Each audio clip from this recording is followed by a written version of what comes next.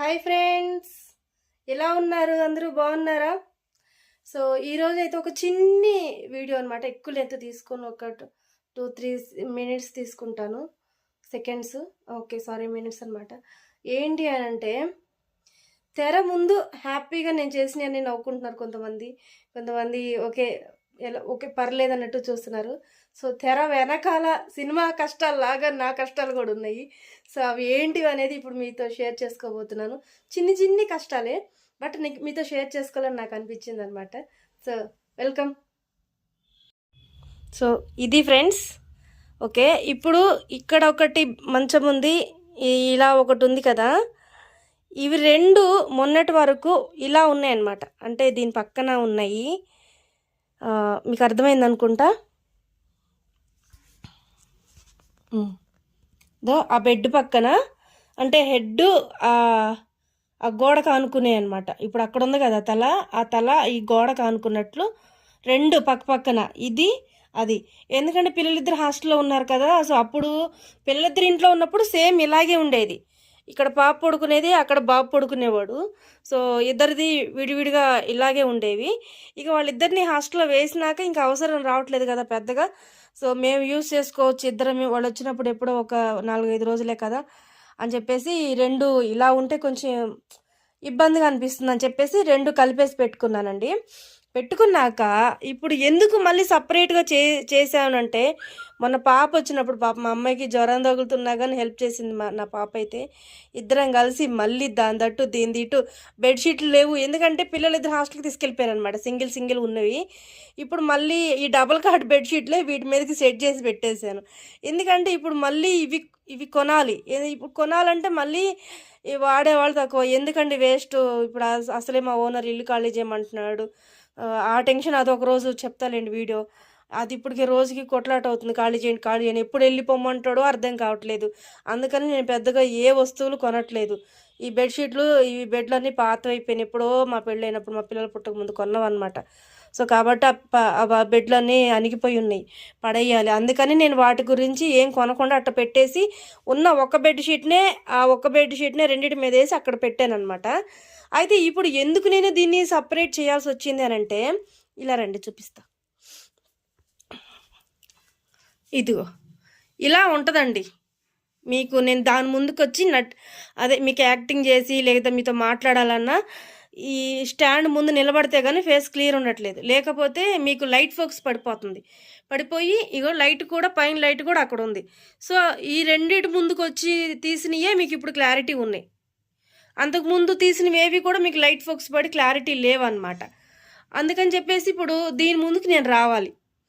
దీని ముందుకు రావాలి అంటే నాకు ఇక్కడ గ్యాప్ ఉండాలి. దీని ఎదురుగా ఎలా ఉండాలి, దీని ఎదురుగా మంచాలు ఎలా ఉంటే నేను దీనికి కష్టమైపోతుంది.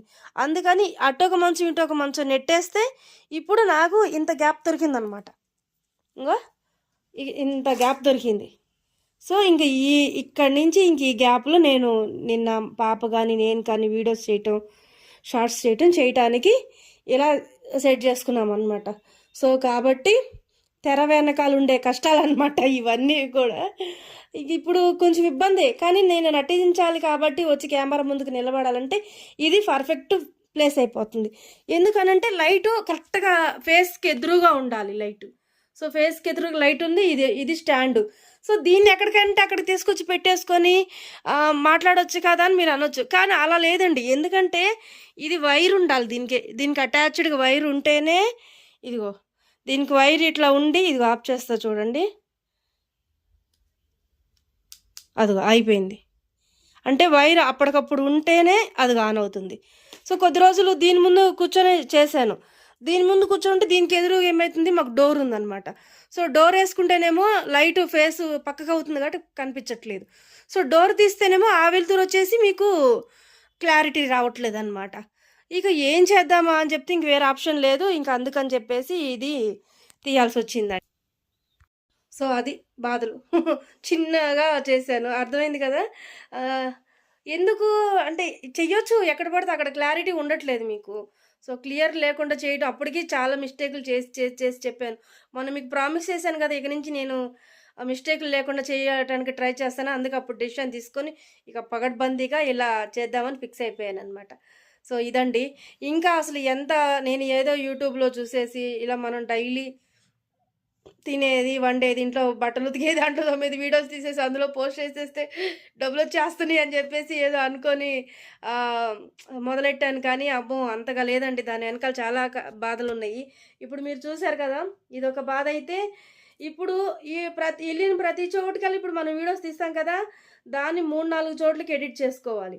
అదొకటి. తర్వాత అవన్నీ కూడా నిన్నైతే దాదాపు స్టోరేజ్ ఫుల్ అయిపోయింది.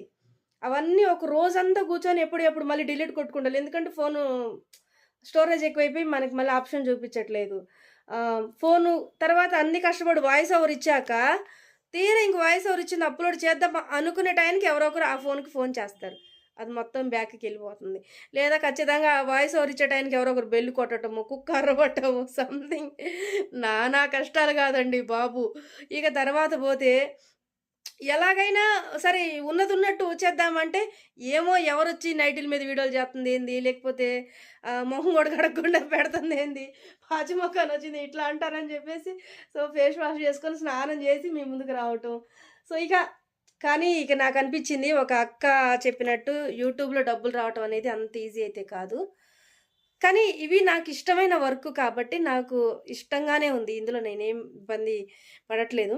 కానీ ఆహ్, నాకు మీకు మీతో షేర్ చేసుకోవాలనిపించి చేసుకున్నాననమాట ఇవి. సో, ఇష్టంగానే ఉంది. ఎక్కడైనా కానీ ఇప్పుడు మనం జాబ్‌కెళ్ళినా కానీ పొద్దంతా కష్టపడితేనే కదండీ వాళ్ళు డబ్బులిచ్చేది. లేదు ఊరికెళ్ళి అటెండెన్స్ యేసుకొనొస్తే మనకు డబ్బులిస్తారా? ఇవ్వరు కదా! ఇది కూడా అంతే. సో, ఇష్టమైన వర్క్ చేసేటప్పుడు ఎక్కడ కూడా కష్టం అనేది ఉండదు.